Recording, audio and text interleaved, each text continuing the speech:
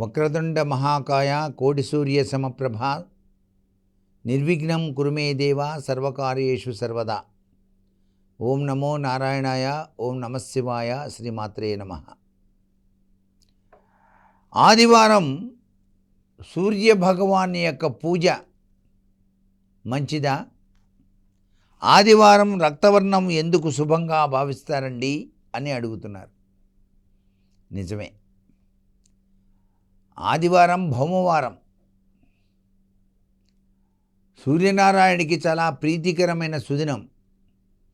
ఆదిత్య హృదయంలో ఏం చెప్పారంటే, ఆదివారం నాడు ఎవరైతే మాంసభక్షణ చేయకుండా ఉంటారో, సంసార సుఖాన్ని అనుభవించకుండా ఉంటారో వారికి పరిపూర్ణవంతమైన ఆరోగ్యాన్ని ప్రసాదిస్తాను అన్నాడు సూర్యభగవానుడు. అందుచేతనే మనం దీన్ని పాటించే వాళ్ళు మాత్రం 110 ఏళ్ళు బతుకుతున్నారు, పాటించని వాళ్ళు మాత్రం త్వరగా పోతున్నారు అనారోగ్యం వచ్చి. ఆదివారం నాడు మాంసభక్షణ చెయ్యకూడదు బాబు అని శాస్త్రం చెబుతోంది. అయినా ఆదివారం నాడే మనం వెళ్తున్నాం. ఇది బ్రిటిష్ వాళ్ళు మనని త్వరగా మరణించడానికి పెట్టిన సూత్రం. ఆదివారం సెలవు. ఈ ఆదివారం సెలవు తీసేసి ఏ బుధవారమో పెడితే సరిపోతుంది. అప్పుడు మీ ఇష్టం వచ్చినట్టు తినచ్చు, సెలవు వచ్చింది కాబట్టి. అంటే మనం అట్లా అనుకోవాలి, మనమే మారాలండి. ఇది ఎవరు మార్చరు. ఆదివారము నాడు మాంసభక్షణ చేయరాదు.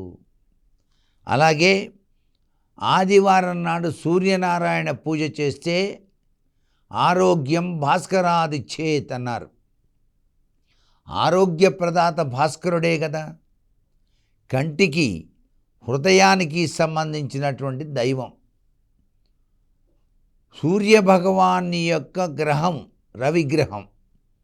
రవిగ్రహం నీచ స్థితి పొందకూడదు జాతక చక్రంలో కూడా. రవిగ్రహం బాగుంటే కీర్తి ప్రతిష్టలు ఐశ్వర్యదాయకమైన ప్రభావంతో కలకాలం జీవితాన్ని శుభంగా గడుపుతారు అని శాస్త్రం. ఆదివారం నాడు ఎవరైతే ఎరుపు రంగు వస్త్రాన్ని వేద పండితులకు దానంగా ఇస్తారో వారికి పరిపూర్ణ ఆరోగ్యం వస్తుంది. మనకి రథసప్తమి అని చెప్పేసి వస్తుంది. ఆ రథసప్తమి నాడు సూర్యభగవాన్ని ఆరాధన చాలా విశేషం. ఆ రోజునే మనం చిక్కుడు ఆకులు కానీ లేక ఉమ్మెత్త ఆకు కానీ శరీరం పైన ఉంచుకొని తలపైన, ఈ యొక్క భుజాలపైన, పొట్టపైన ఉంచుకొని స్నానం చేస్తాం రథసప్తమి రోజు. ఇలా స్నానం చేయటం వల్ల ఏం జరుగుతుంది?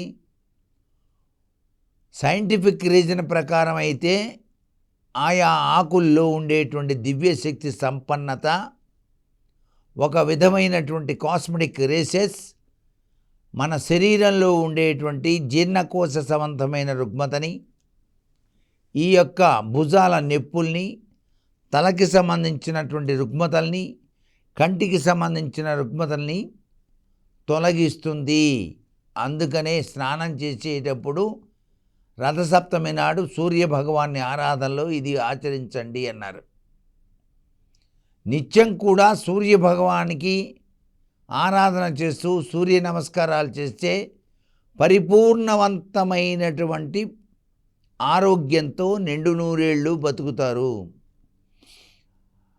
కౌరవులు పెట్టే బాధలు తాడలేక అడవిలో జీవనాధారం చేస్తూ ఉన్నటువంటి ఆ పాండవులు కూడాను సూర్యభగవాన్ని ఆరాధన చేసి భిక్షాపాత్ర, అక్షయపాత్ర ఇచ్చింది సూర్యభగవానుడే ద్రౌపదీదేవికి.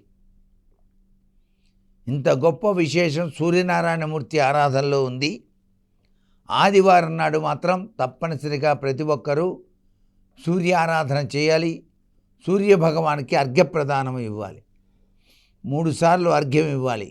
ఓం సవిత్రే నమః అని చెప్పేసి ఒక రాగి చెంబులో నీళ్లు తీసుకొని కొద్దిగా ఎరుపు రంగు పుష్పం వేసి ఇలా చేస్తే తప్పనిసరిగా ఓం సవిత్రే నమః అనుకున్నా చాలండి, ఆదివారం పరిపూర్ణవంతమైన ఆరోగ్యం వస్తుంది. సర్వే జనా సుఖినో భవంతు.